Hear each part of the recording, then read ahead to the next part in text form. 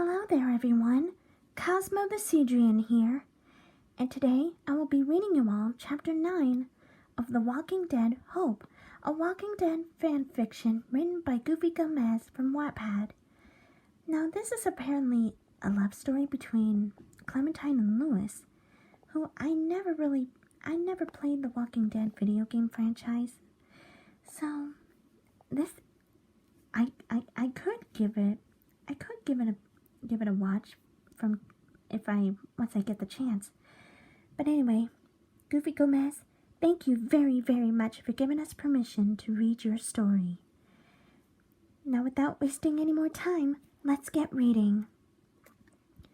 Well, hello there, Clementine. The man kneeled beside her, tilting his head. It was a tall man with a thick brown beard. His eyes were a deep blue, which contrasted with his graying hair. She looked up into them, glaring daggers at him. How did he know her name? His voice was gravely, which sent shivers up her spine as memories of Carver flooded her mind. Who are you? She spat, wincing at pain shot through her abdomen. The man slowly chewed on his toothpick, as if weighing her words. She looked back at what were undoubtedly his subordinates and commanded they leave Clementine and him alone. He stood up, eyeing her from above with a disdained look. How rude of me, he apologized, grabbing one of the chairs and taking a seat. My name is John Myers, but you can call me Myers, he said, extending a hand to her. Clementine looked at it with raised eyebrows, choosing to stay on the floor, anger boiling inside her. She spat on his face, making him flinch. He pursed his lips, closing his hand, and cleared his throat. So much for a friendly introduction, he croaked, using a dirty handkerchief to wipe his face. You should be thanking me. I'm the reason you're alive. Funny, I thought you were the reason I'm locked up in this chicken coop, she scoffed, rolling her eyes. Well, that may be true. Some of my associates weren't as keen to keep you alive, he disclosed, playing with the toothpick in his mouth. I convinced them otherwise. Gee, thank you, she mocked. You must be a saint or something. I wanted to ask you some questions, if you please. He attempted the diplomatic route, ignoring her jab at him. She stared at him for a moment, weighing her choices. There was definitely no way out of this by force. The man was well built, his arms thick as tree trunks. He wore a military uniform with a name tag on the left breast that read Myers. Sighing, she nodded in her agreement. Let's start with an easy one, shall we? He began with a smile. What group are you in? You think I'm stupid enough to tell you that? She spat, rolling her eyes. Myers pinched the bridge of his nose.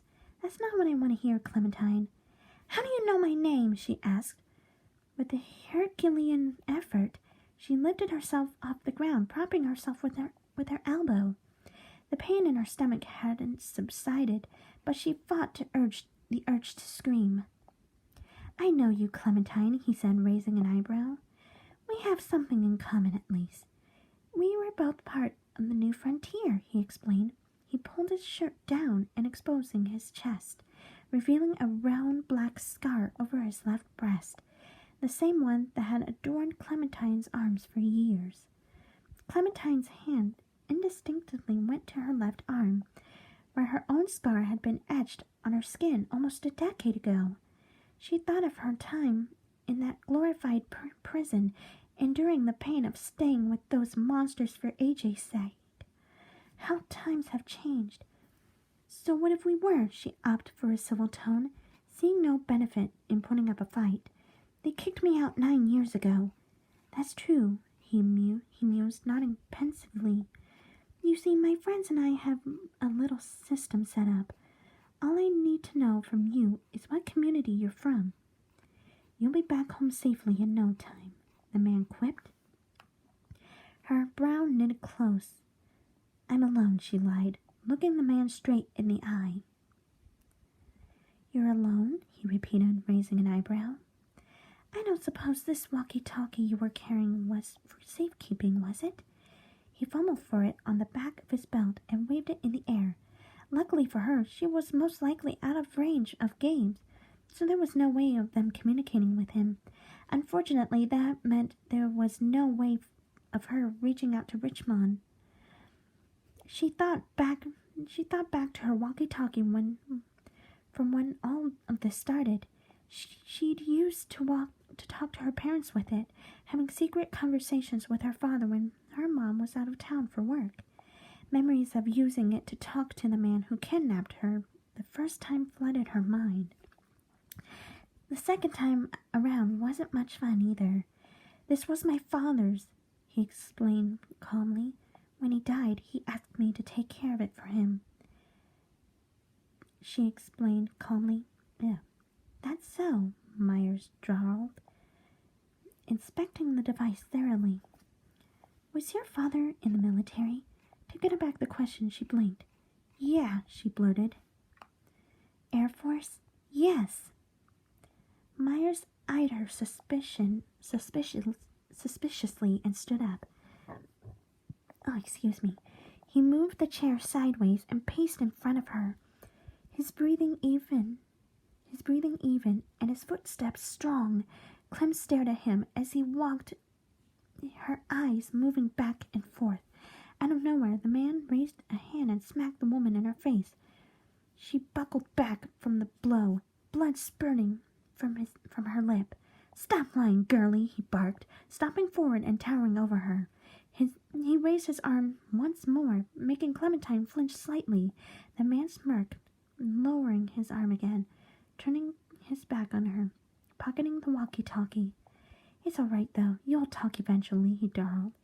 They always do, she heard him say, before the heavy metal door closed behind him. As he left, Clementine allowed herself to spit the blood onto the floor. She quickly clutched her stomach, caressing it softly. You're okay, she kept whispering, closing her eyes just as she imagined. She saw no foreseeable way out from the inside. With every ounce of her body, she prayed that Louis would find a way to her, and soon. Back in Richmond, Louis stood in his room, furiously packing supplies into a backpack. The midday sun shone on him through the window, its warmth the only comfort the freckled man could find in his current situation. AJ stood at the threshold between their rooms, hesitantly fidgeting with his small hands. The boy opened his mouth to speak, but no words came out. His whole world had been turned upside down in a few hours. For as long as he knew, Clem had been there for him in everything. He'd never thought of her in a position of danger. It was Clementine, after all. But here they were, about to embark on a mission to attempt to rescue her. When the man turned around, he jumped at the sight of AJ. Oh, Jesus, man. You're going to give me a heart attack one day. I'm sorry, I didn't mean to scare you, said AJ, looking down. Where are you going, Louis? The boy asked in a weak whisper. Louis walked forward and kneeled in front of AJ, placing a hand on his shoulder. I'm going with Javi to find a man that might be able to help get Clem back. But do you have to go? Can't Javi go alone? I gotta go with him, little dude, Louis argued, frowning. I need to know if there's a chance at finding her, and I'm not waiting around to find out. Then I want to go with you, the boy decided, puffing out his chest. Louis pursed his lips, and shook his head sadly. I can't let you do that, kiddo, he told him. I already lost Clem. I'm not risking losing you. I can take care of myself, AJ declared, scrunching up his nose. Clem is the only mom I've ever known. Louis, I can't lose her. He trailed off, tears welling in his eyes. The freckled man wasted no time in embracing the boy, stroking his back in a soothing rhythm and whispering comforting words in his ear. We won't lose her, little man. I promise you, I'll find her, even if it's the last thing I do. Pinky promise? AJ suddenly lifting up his left pinky. Louis chuckled at that and promptly nodded, indulging the boy. AJ helped Louis pack the rest of the supplies Javi had said he needed, and together they made their way to the main office. The robust man named Charlie stood on one side of the door, his arms crossed menacingly. With a simple nod, he led them through the door. On the other side, Javi sat at his desk, a map sprawled over it. And this is where I will stop for part 1. Stay tuned for part 2 of Cosmo the Seedrian Reads, Chapter 9 of The Walking Dead Hope.